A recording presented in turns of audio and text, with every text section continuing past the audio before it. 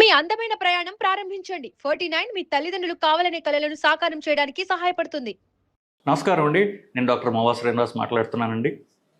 మోవా Srinivas health YouTube ఛానల్కి మీ అందరికీ స్వాగతం. ఈ వీడియోలు మీకు నచ్చినాయి అని నాకు చాలామంది ఫోన్ చేస్తున్నారు.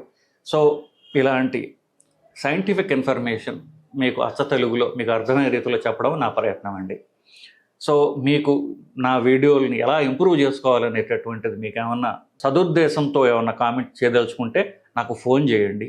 కామెంట్స్ ఎన్ని చదవలేను నేను, ఎందుకంటే సమయభారం వల్ల. సో మీకు ఏమన్నా నా వీడియోల్లో ఇంకెలా ఇంప్రూవ్ చేసుకోవాలి, మీకు ఏమైనా ఐడియాస్ ఉన్నట్లయితే నాకు మీరు వాట్సాప్లో మెసేజ్ పెట్టండి. ఫోన్ నెంబర్ కొన్ని చోట్ల ఉంటుంది, లేదా ఫోన్ అన్నా చేయండి. నేను ఫోన్ తీయకపోతే మెసేజ్ పెట్టి నాకు సాయం చేయండి. సరే, ఇవాళ మనం మాట్లాడబోయే అంశం ఏంటంటే, షుగర్ ఉన్న వాళ్ళకి ముఖ్యంగా ఇది ఉద్దేశింపబడింది. సో షుగర్ తగ్గిపోవడానికి కారణాలు ఏమిటి, ఎలా తెలుసుకోవాలి అనే దాని గురించి మాట్లాడదాం. సో షుగర్ ఎంత ఉండాలి, నార్మల్గా షుగర్ డయాగ్నోసిస్ ఎంత ఉండాలి అనేది వేరు. షుగర్ ఉంది అని తెలిసిన తర్వాత, ట్రీట్మెంట్ మొదలుపెట్టిన తర్వాత ఎంతకు తీసుకురావాలి అనేటటువంటి అంశం వేరు. మీరు పరీక్ష చేసే షుగర్ ల్యాబ్స్లో ఎక్కడైతే ఉన్నాయో వాళ్ళు ఇష్టం వచ్చినట్టుగా వాళ్ళు పక్కన నెంబర్లు రాస్తారు. వాటికి ఒక సైంటిఫిక్ ప్రూఫ్ లేదు వాళ్ళకి. సో ఒకప్పుడు ఒకటే ఉన్నప్పుడు ఒక్కొక్క ల్యాబ్ ఒక్కొక్క షుగర్ వాల్యూ ఎలా ఉంటుందండి, అలా ఉండదు కదా. సో మనకి అమెరికన్ డయాబెటీస్ అసోసియేషన్ చెప్పింది ఏంటంటే, షుగర్ ఉందా లేదా అని చెప్పడానికి ఫాస్టింగ్ షుగర్, ఖాళీ కడుపున షుగర్ పరీక్ష చేసినట్లయితే 126 కంటే ఎక్కువ ఉన్నట్లయితే వాళ్ళకి షుగర్ వ్యాధి ఉన్నట్లే.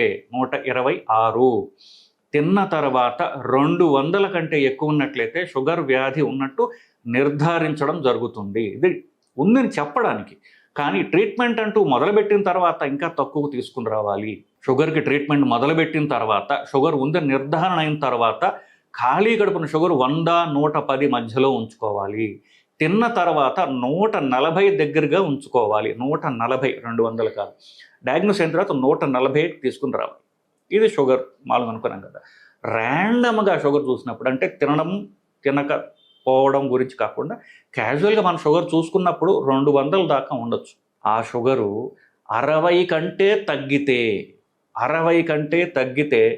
షుగర్ అతిగా తగ్గిపోయింది అంటారు. 60 కంటే తగ్గితే శరీరానికి హానికరము, శరీరానికి అది డ్యామేజ్ చేస్తుందని లెక్క.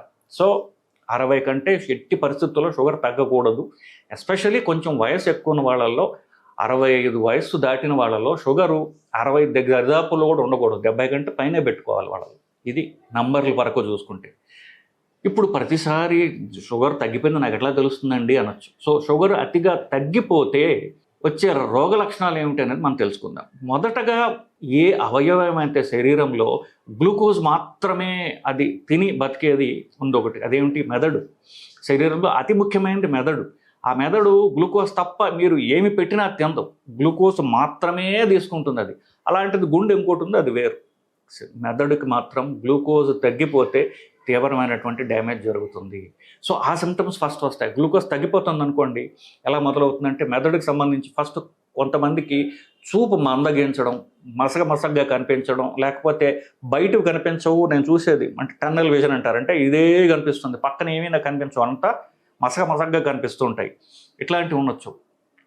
యాజిటేషన్ లాగా కంగారుగా ఉండొచ్చు, చేతులు వణుకుతూ ఉండొచ్చు, చెమటలు పట్టచ్చు. ఇవన్నీ కూడా శరీరం గ్లూకోజ్ పెంచుకునేందుకు చేసేటటువంటి ప్రయత్నాలు అన్నమాట.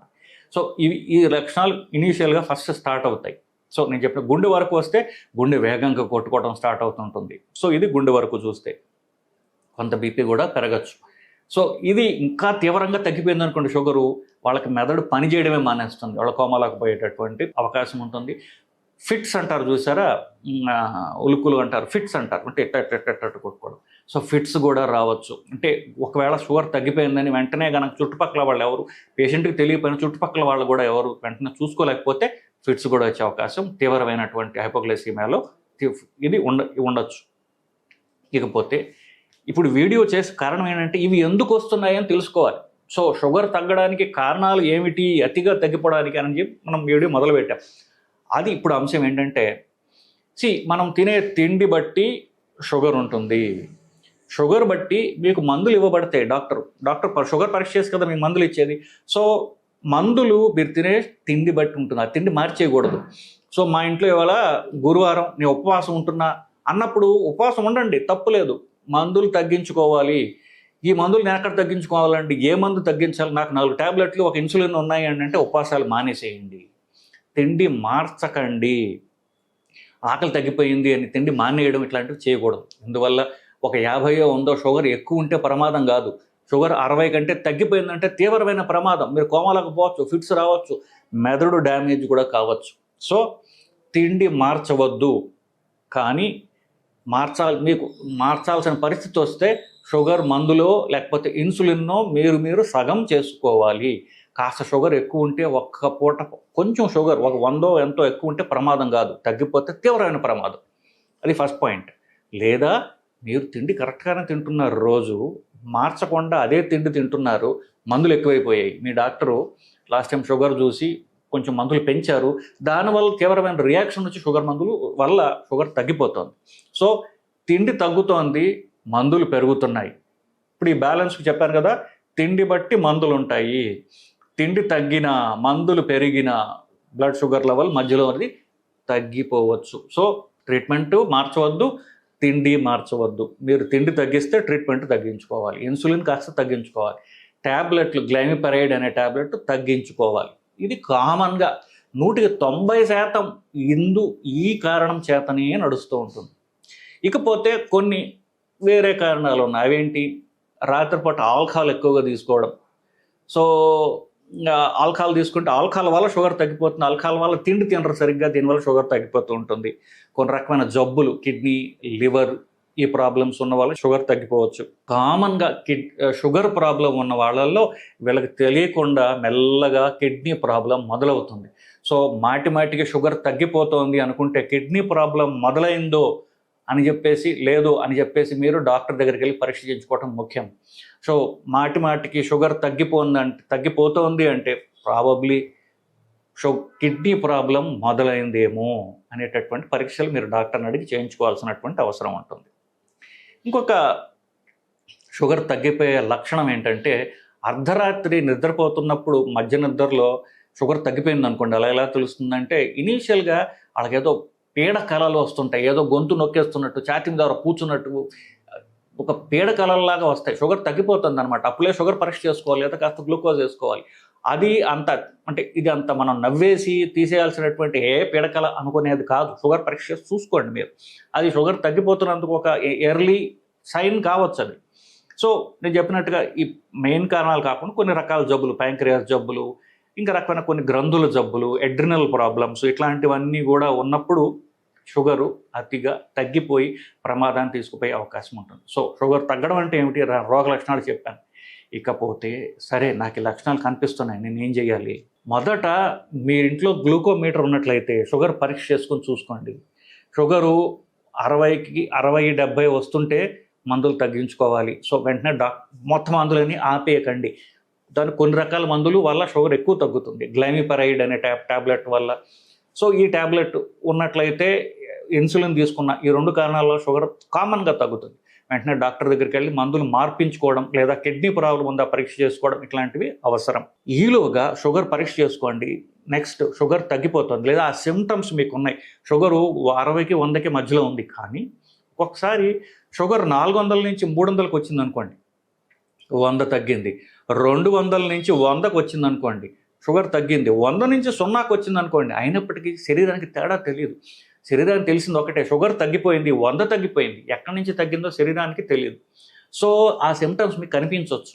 మీ శరీరానికి అలవాటైనటువంటి షుగర్ నుంచి షుగర్ ఒక 100 డ్రాప్ అయితే మీకు సిమ్టమ్స్ రావచ్చు. సో సిమ్టమ్స్ ఉన్నప్పుడు షుగర్తో సంబంధం లేకుండా నేను చెప్పినటువంటి షుగర్ తగ్గడం వల్ల వచ్చే లక్షణాలు మీకు ఉన్నప్పుడు వెంటనే నోట్లో గ్లూకోజ్ కానీ చక్కెర కానీ వెంటనే నోట్లో వేసుకోండి. గ్లూకోజ్ అయితే బెస్ట్. నేను చెప్పింది ఎందుకు, ఫస్ట్ గ్లూకోజ్ తగ్గిపోవడం వల్ల వచ్చే లక్షణాలు మెదడుకి వస్తాయి కాబట్టి మెదడుని మనం కాపాడుకోవడం ముఖ్యం. కాబట్టి వెంటనే నోట్లో కాస్త గ్లూకోజ్ వేసుకోండి, అది వెంటనే మెదడుకి వెళ్తుంది. మీ సిమ్టమ్స్ ఏవవుతున్నాయి ఇమ్మీడియట్గా తగ్గిపోతాయి. గ్లూకోజ్ ప్యాకెట్ ఇంట్లో కొనిపెట్టుకోవాలి. ప్రతి గదిలో మీకు అందే హైట్లో గ్లూకోజ్ ప్యాకెట్లు ఉంచుకోండి. ఒకవేళ గ్లూకోజ్ మీకు ఇంట్లో లేదు, దూరంగా ఎక్కడ ఉన్నారు, కనీసం చక్కెర అయినా పంచదార అయినా సరే వెంటనే నోట్లో వేసుకున్నట్లయితే షుగర్ పెరుగుతుంది, సిమ్టమ్స్ తగ్గుతాయి, షుగర్ పరీక్ష చేసుకోండి, అప్పుడు డాక్టర్ దగ్గరికి వెళ్ళండి. సో అప్పుడు మనకు ప్రూఫ్ ఉంటుంది, నాకు సిమ్టమ్స్ ఉన్నాయి, షుగర్ ఎంత ఉన్నది అని మీకు ప్రూఫ్ ఉంటుంది. సో మొదట ట్రీట్మెంట్ చేసుకోండి, ఇఫ్ పాసిబుల్ పరీక్ష చేసుకోండి. సో అప్పుడు మీరు డాక్టర్ దగ్గరికి వెళ్ళినట్లయితే మిగతా జరుగుతాయి. ఎందుకు తగ్గిపోతుంది? నేను చెప్పినట్టుగా షుగర్ పెరగడం కంటే తగ్గడం తీవ్ర ప్రమాదం, కాబట్టి అది వెంటనే డాక్టర్ దగ్గరికి వెళ్ళి చూపించుకోవడం అనేది నెక్స్ట్ థర్డ్ స్టెప్. ఈ 3 చేయాలి: పరీక్ష చేయాలి, షుగర్ తినాలి, డాక్టర్ దగ్గరికి వెళ్ళాలి, పరీక్షలు చేయించుకోవాలి. షుగర్ మాటిమాటికి తగ్గిపోతే 75 వయసు దాటిన వాళ్ళకి మాటిమాటికి షుగర్ తగ్గిపోతుంటే వాళ్ళకి బ్రెయిన్ డ్యామేజ్ అవుతుంది. సో బ్రెయిన్ డ్యామేజ్ అయ్యి డిమెన్షియా అని ఆ తీవ్ర ప్రమాదాలు కూడా వస్తుంటాయి వాళ్ళకి. సో బ్రెయిన్ని ప్రొటెక్ట్ చేసుకోవడం ముఖ్యం. సో దీనికి ట్రీట్మెంట్ కూడా నేను చెప్పాను. సో షుగర్ తగ్గిపోవడానికి లక్షణాలు, దానికి నెంబర్ ఎంత ముఖ్యమనేది, తర్వాత ఎలా పరీక్ష చేసుకోవాలి, ట్రీట్మెంట్ ఏంటి, ఇవన్నీ మనం కవర్ చేసాం. ముఖ్యంగా కారణాలు గుర్తుపెట్టుకోండి, దాన్ని మీరు రివర్స్ చేసుకోవచ్చు. నమస్కారం.